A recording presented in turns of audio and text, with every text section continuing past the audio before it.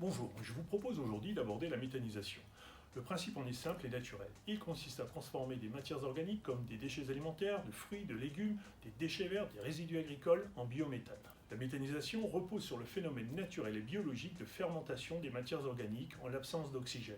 Elle se produit naturellement dans certains milieux tels que les marais. Elle peut également être mise en œuvre volontairement dans des installations dédiées. Après la collecte, les déchets sont triés, préparés et stockés. Ensuite, ils sont introduits dans un digesteur, une sorte de gros estomac, puis mélangés et chauffés à environ 37 degrés. En fermentant, les bactéries les digèrent pour les transformer en deux produits, le biogaz et le digestat. Le digestat, tout d'abord, assimilable à un engrais naturel, retournera au sol à destination du monde agricole en remplacement des engrais chimiques. Quant au biogaz, une fois débarrassé de toutes ses impuretés, il aura les mêmes propriétés que le gaz naturel et prendra le nom de biométhane.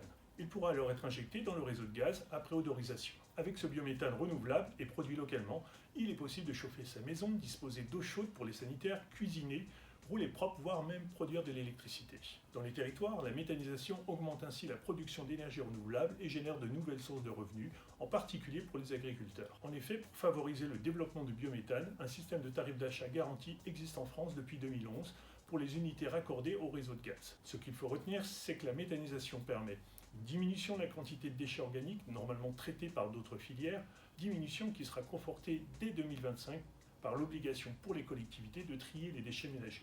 Autre point, une réduction significative des émissions de gaz à effet de serre, le contenu carbone du biométhane étant en moyenne 10 fois inférieur à celui du gaz naturel. Et enfin, la mise en œuvre de boucles de valorisation courtes et locales, propres à une économie circulaire. La feuille de route de la programmation pluriannuelle de l'énergie fixe plusieurs jalons dans le domaine gazier pour la décennie à venir, avec notamment une augmentation de la part du biogaz pour atteindre 10% d'ici à 2030. Engie, en région Sud Provence-Alpes-Côte d'Azur, se positionne sur le développement de projets de méthanisation, le rachat et la commercialisation de biométhane à destination de ses clients.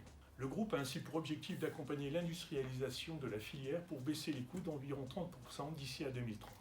À Marseille, Engie rachète et commercialise l'intégralité du gaz fourni par une unité de production et d'injection de biométhane à partir du traitement des eaux usées de la ville. Située à Sormiou, elle est dotée d'une capacité de production de 27 GWh par an, soit la consommation de plus de 5500 logements neufs. En 2022, plus de 1300 logements sociaux consommeront le biométhane issu de cette unité, divisant ainsi par 14 leur bilan carbone sans augmentation de leur facture énergétique.